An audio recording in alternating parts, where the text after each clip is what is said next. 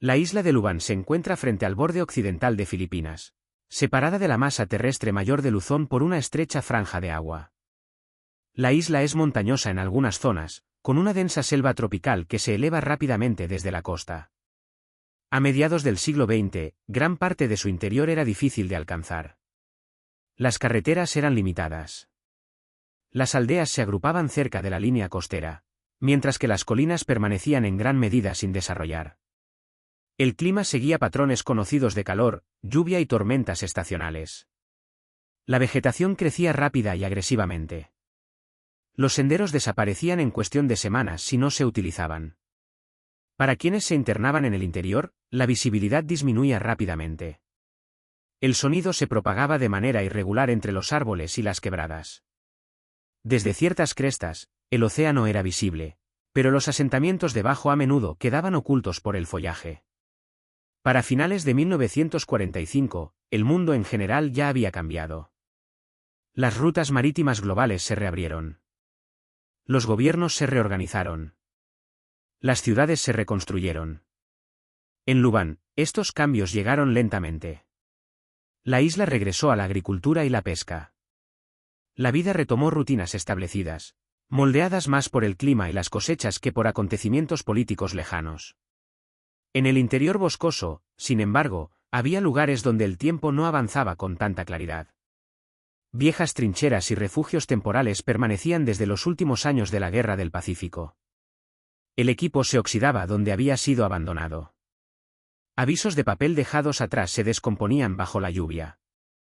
La tierra absorbía lo que quedaba. No había un solo marcador en la isla que anunciara que la guerra había terminado. Ninguna línea fronteriza separaba el terreno de guerra del suelo de la paz.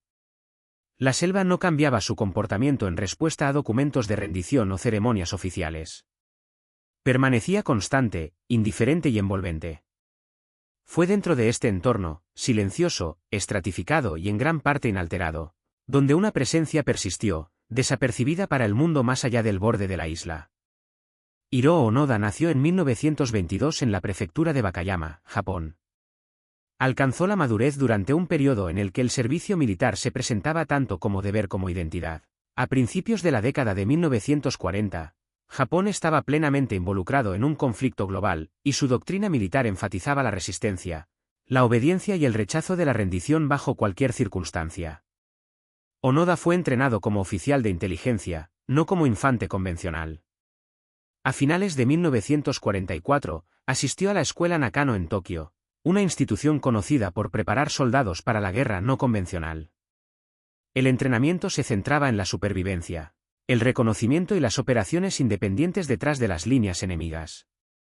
A los soldados se les enseñaba a vivir de la tierra, recopilar información en silencio y mantener la disciplina operativa incluso cuando quedaban aislados del mando. La retirada o la rendición no formaban parte del programa. En diciembre de 1944, Onoda fue enviado a la isla de Lubán. Su misión era específica.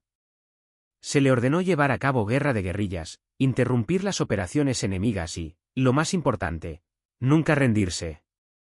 Su oficial al mando dejó claro que, sin importar cuánto tiempo tomara, Onoda debía continuar su misión hasta ser relevado directamente por órdenes superiores. En ese momento, Lubán tenía valor estratégico. Las fuerzas aliadas avanzaban por Filipinas, y las unidades japonesas se retiraban o quedaban aisladas en numerosas islas. Las líneas de comunicación eran inestables. Muchas unidades operaban con información limitada, basándose en suposiciones y directivas previas en lugar de actualizaciones en tiempo real. Onoda llegó con varios otros soldados. Llevaban rifles, munición y suministros mínimos, esperando complementar sus necesidades con recursos locales. Se realizaron preparativos defensivos tempranos en las colinas. A medida que aumentaba la presión aliada, las fuerzas japonesas en la isla se fragmentaron. Algunos se rindieron. Otros murieron. Pequeños grupos se internaron en el interior. Cuando la guerra terminó oficialmente en agosto de 1945, se emitieron anuncios y se lanzaron panfletos por toda Filipinas. En Lubán, los mensajes llegaron a las aldeas y zonas costeras. Para quienes vivían tierra adentro, la información era inconsistente y a menudo filtrada por la incertidumbre. Para Onoda, cuyo entrenamiento enfatizaba el engaño como una táctica central del enemigo, tales mensajes eran sospechosos por diseño. Sin confirmación directa de un oficial superior, la información externa no se consideraba autorizada. El marco que se le había dado en 1944 permanecía intacto. Para finales de ese año, Onoda y un número cada vez menor de compañeros se habían retirado completamente al interior de la isla. Su comprensión del mundo ya se estaba separando de la realidad más allá del dosel del bosque. Para finales de 1945, la situación operativa en la isla de Lubán había cambiado decisivamente. Las fuerzas aliadas se habían marchado. Las estructuras de mando japonesas en la región se disolvieron. Para los residentes de la isla, la guerra se convirtió en un recuerdo más que en una condición activa. Los campos fueron replantados. Las casas fueron reparadas. El comercio se reanudó lentamente con puertos cercanos. En el interior, las señales de estos cambios aparecían en fragmentos. Las aeronaves ya no sobrevolaban la zona. Los disparos cesaron. Las patrullas de fuerzas opuestas dejaron de moverse por el bosque. Lo que quedó fueron encuentros ocasionales entre aldeanos y los hombres que aún vivían en las colinas. Momentos breves y tensos marcados por la distancia y la cautela. Se lanzaron panfletos anunciando la rendición de Japón. Algunos incluían fotografías de oficiales japoneses, periódicos y mensajes personales de familiares. Onoda y sus compañeros examinaron estos materiales cuidadosamente. Notaron inconsistencias en el lenguaje, el formato y el tono. Basándose en su entrenamiento, concluyeron que los materiales eran propaganda diseñada para hacerlos salir. El grupo continuó operando bajo la suposición de que el conflicto persistía en otros lugares y que Lubán seguía siendo parte de una campaña más amplia e inconclusa. Los suministros fueron racionados. Las armas se mantuvieron. Se observó disciplina de fuego. El movimiento se limitó para evitar la detección. Con el tiempo, el grupo disminuyó. Un miembro se rindió en 1950. Otros murieron durante enfrentamientos con las autoridades locales en los años siguientes. Cada pérdida reforzó la creencia de Onoda de que la situación seguía siendo hostil. La supervivencia se volvió inseparable de la misión misma. El punto de no retorno no estuvo marcado por una sola decisión, sino por la acumulación. Cada panfleto descartado, cada contacto evitado y cada estación que pasaba reducía la posibilidad de reintegración. Cuanto más tiempo permanecía el grupo aislado, más difícil se volvía aceptar información que contradecía su comprensión. Para principios de la década de 1950, Onoda estaba efectivamente solo o acompañado solo de manera temporal. Su vida diaria estaba moldeada por rutinas establecidas durante la guerra, sostenidas sin refuerzo ni revisión. El fin del conflicto existía solo como una afirmación externa, sin el respaldo de la autoridad en la que había sido enseñado a confiar. La separación entre la historia oficial y la experiencia vivida se había vuelto completa. Desde principios de la década de 1950 en adelante, la vida de Hiroo Onoda en la isla de Lubán se estableció en un patrón definido menos por los eventos que por la repetición. Las rutinas que seguía no eran improvisadas por desesperación. Eran estructuradas, deliberadas y arraigadas en el entrenamiento que había recibido antes de llegar a la isla. La supervivencia, en su caso, no era una reacción a una crisis sino la continuación de una asignación. Onoda se movía por el bosque con moderación. Evitaba crear refugios fijos que pudieran ser descubiertos fácilmente, utilizando en su lugar escondites temporales que podían abandonarse sin dejar rastro. Estas posiciones se seleccionaban según la elevación, la visibilidad y el acceso al agua. Prefería crestas y vegetación densa, lugares desde los cuales se podía observar el movimiento inferior sin exposición directa. La obtención de alimentos seguía un sistema constante. Onoda recolectaba plátanos silvestres, cocos y plantas comestibles. Cazaba animales pequeños cuando era posible y ocasionalmente sacrificaba ganado perteneciente a agricultores locales, un acto que reforzaba la tensión entre él y los residentes de la isla. El arroz y la sal se tomaban durante breves incursiones nocturnas en áreas de almacenamiento. Cada acción se planificaba para minimizar la exposición y conservar los suministros. El mantenimiento de las armas seguía siendo central en su rutina. Su rifle se limpiaba regularmente, se protegía de la humedad y se mantenía operativo mucho después de lo que habría sido esperable. La munición se conservaba. Los disparos se realizaban raramente y solo con propósito. Las hojas y herramientas se afilaban utilizando piedras encontradas en el bosque. La ropa se reparaba repetidamente, remendada una y otra vez hasta que apenas se parecía a su forma original. El fuego se utilizaba con moderación. Cuando era necesario, se ocultaba y se extinguía cuidadosamente para evitar humo o restos de calor que pudieran revelar su posición. La cocina se realizaba a intervalos irregulares y a menudo por la noche. La dispersión del humo se consideraba antes de encender siquiera una pequeña llama. Onoda marcaba el tiempo a través de ciclos naturales en lugar de calendarios.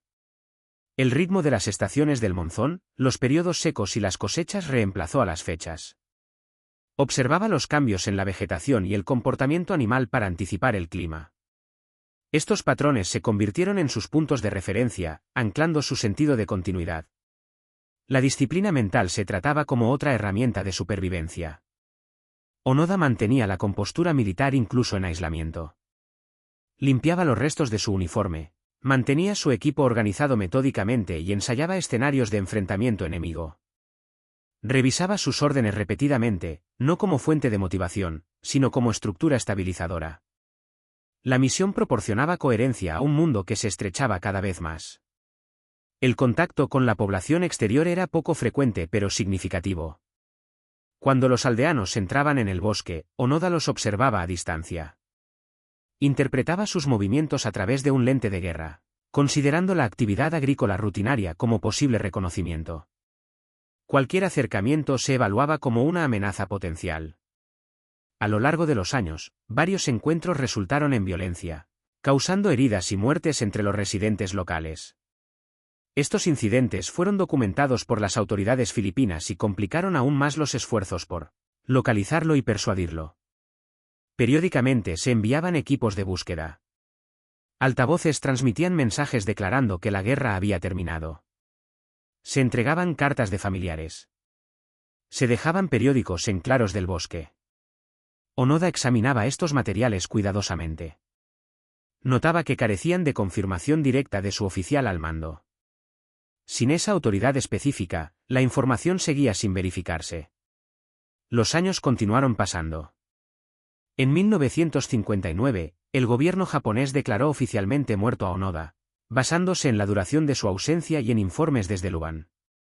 Para Onoda, esta declaración era desconocida. Su marco interno permanecía inalterado. Para finales de la década de 1960, Onoda estaba completamente solo. Su último compañero restante, Kozuka Kinshichi, fue asesinado en 1972 durante un enfrentamiento con la policía local mientras quemaba depósitos de arroz, una acción que creían necesaria para interrumpir la logística enemiga. Después de la muerte de Kozuka, Onoda realizó los ritos funerarios según la costumbre militar. Recogió las pertenencias de su compañero y continuó solo. El aislamiento alteró su mundo de maneras sutiles. Sin conversación, el lenguaje se volvió interno. Los pensamientos se estructuraban en torno a la observación y el procedimiento más que a la reflexión. La memoria se mantenía a través de la repetición más que de la narrativa. El mundo exterior existía como una fuerza enemiga abstracta, indefinida pero persistente. A pesar de décadas de exposición, enfermedad y nutrición limitada, Onoda permaneció físicamente capaz. Su salud fluctuaba pero no colapsaba. Esta resiliencia se debía en parte a sus hábitos cautelosos y en parte al azar. Las lesiones menores se trataban con métodos improvisados. Las enfermedades graves nunca lo incapacitaron por completo. Para principios de la década de 1970, el paisaje a su alrededor había cambiado. La expansión agrícola se adentró más en la isla. Las carreteras mejoraron. La tecnología avanzó en otros lugares. Estos desarrollos aparecían para Onoda como señales de mayor actividad enemiga en lugar de progreso en tiempos de paz. El marco en el que confiaba se adaptaba para incluir estos cambios sin cuestionar su base. Durante casi 30 años, la doctrina reemplazó al contexto. Las órdenes reemplazaron a la evidencia. La supervivencia no se experimentó como resistencia sino como cumplimiento. La presencia continua de Onoda en Lubán no fue impulsada solo por la confusión, sino por un sistema diseñado para persistir sin refuerzo. Después de la muerte de Kozuka Kinshichi en octubre de 1972, la existencia de Hiroo Onoda se redujo aún más. Por primera vez desde su llegada a la isla de Lubang, no había nadie más con quien compartir turnos de vigilancia, ningún segundo conjunto de observaciones para comparar con las suyas. Las rutinas permanecieron, pero ahora se llevaban a cabo en completo silencio. Los efectos físicos del aislamiento prolongado se hicieron más evidentes. La ropa, ya desgastada, ofrecía protección limitada contra la lluvia y los insectos. La nutrición dependía casi por completo de lo que pudiera recolectarse o tomarse sin confrontación. Los periodos de debilidad seguían a los tiempos de escasez. Las lesiones menores sanaban lentamente. La fatiga se acumulaba en lugar de resolverse. La presión psicológica aumentó, no por miedo, sino por compresión. Sin retroalimentación externa, las interpretaciones de Onoda se retroalimentaban internamente. Cada nueva señal de actividad, sonidos de helicópteros, campos cultivados, equipo desconocido, se incorporaba a un marco existente en lugar de evaluarse de forma independiente. La posibilidad de que la guerra realmente hubiera terminado se consideraba, pero nunca se aceptaba como verdad operativa. Los esfuerzos por alcanzarlo se intensificaron. En 1972, las autoridades japonesas recuperaron el cuerpo de Kozuka, confirmando que Onoda seguía con vida. Se realizaron nuevos intentos de comunicación. Los equipos de búsqueda ingresaron al bosque con mayor frecuencia. Los mensajes se transmitieron nuevamente, esta vez con mayor especificidad. Sin embargo, la condición esencial permaneció sin cambios. No se había entregado ninguna orden por un oficial superior reconocido. El tiempo perdió sus marcadores convencionales. Los años pasaron sin ceremonia. Los eventos nacionales, los avances tecnológicos y el cambio generacional ocurrieron en otros lugares sin registrarse en los cálculos diarios de Onoda. Su punto de referencia seguía siendo 1944. El mundo más allá de Lubang había avanzado casi 3 décadas, pero para él, el intervalo se experimentó como un presente continuo. A principios de 1974, un viajero japonés llamado Norio Suzuki ingresó a la isla deliberadamente buscando a Onoda. Su encuentro fue tranquilo y directo. Suzuki no intentó persuadirlo con documentos o argumentos. Escuchó. Onoda explicó su situación de manera clara y coherente, afirmando que solo se rendiría si recibía una orden de su antiguo oficial al mando. Suzuki regresó a Japón y localizó al mayor Yoshimi Taniguchi, el oficial que originalmente había enviado a Onoda a Lubang. Taniguchi, ahora un librero civil, aceptó viajar a Filipinas. Cuando Taniguchi se reunió con Onoda en marzo de 1974, el intercambio fue formal. La orden que relevaba a Onoda de sus deberes fue leída en voz alta. Su autoridad fue reconocida de inmediato. No hubo vacilación visible. La condición que había regido las acciones de Onoda durante casi 3 décadas finalmente se invirtió. Con eso, la fase más larga de su supervivencia llegó a su fin. El 9 de marzo de 1974, Hiroo Onoda salió del bosque en la isla de Lubang acompañado por el mayor Yoshimi Taniguchi. Vestía un uniforme descolorido, aún cuidadosamente mantenido a pesar de su antigüedad. Su rifle estaba operativo. Llevaba munición y una espada ceremonial. Cada objeto fue presentado de acuerdo con el protocolo militar. La rendición se llevó a cabo sin espectáculo. Funcionarios filipinos estuvieron presentes, junto con representantes del gobierno japonés. Onoda entregó sus armas con calma. No se hicieron declaraciones sobre resistencia o sacrificio. El proceso siguió la necesidad administrativa más que la ceremonia. Onoda fue formalmente indultado por el presidente filipino Ferdinand Marcos por las acciones cometidas durante sus años oculto, reconociendo las circunstancias únicas bajo las cuales ocurrieron. El cierre legal permitió que el evento concluyera sin procedimientos adicionales. Cuando Onoda regresó a Japón días después, la recepción fue controlada. La atención mediática fue significativa, pero las respuestas oficiales fueron moderadas. El país al que regresó se parecía poco al que había dejado. La recuperación económica, los cambios culturales y el cambio generacional habían remodelado la vida diaria. Estas diferencias fueron evidentes de inmediato, pero no se enfatizaron públicamente. Onoda mismo no enmarcó su supervivencia como un logro. En entrevistas posteriores, describió sus acciones como el resultado de la obediencia más que de la determinación personal. Reconoció que había seguido las órdenes exactamente como las entendía. La duración de su aislamiento se presentó como una consecuencia, no como un objetivo. La transición de la selva a la sociedad moderna fue gradual. Se brindó apoyo. Los ajustes se realizaron en silencio. No hubo declaraciones de victoria ni de fracaso. La guerra había terminado mucho antes, pero para Onoda concluyó solo cuando la estructura de mando en la que confiaba entregó su instrucción final. La supervivencia de Hiroo Onoda en la isla de Luban ocupa un lugar inusual en la historia moderna. No estuvo moldeada solo por el accidente ni por un simple fallo de comunicación. Surgió de un sistema que valoraba la resistencia, la jerarquía y la obediencia por encima de la adaptación. Ese sistema funcionó como fue diseñado, incluso después de que su contexto desapareciera. Onoda vivió durante casi 3 décadas dentro de una guerra que ya no existía, sostenido por la disciplina más que por la esperanza. Su experiencia no se resuelve fácilmente en triunfo o tragedia. Refleja los límites de la instrucción cuando se separa de la revisión, y las consecuencias de la certeza mantenida sin corrección. La isla absorbió su presencia y la liberó sin transformación. El bosque volvió a sus patrones. Las aldeas continuaron cambiando. La historia registró las fechas. Lo que quedó fue un ejemplo silencioso de cuánto tiempo puede persistir una vida humana dentro de una orden, incluso cuando el mundo que le dio significado ya ha seguido adelante.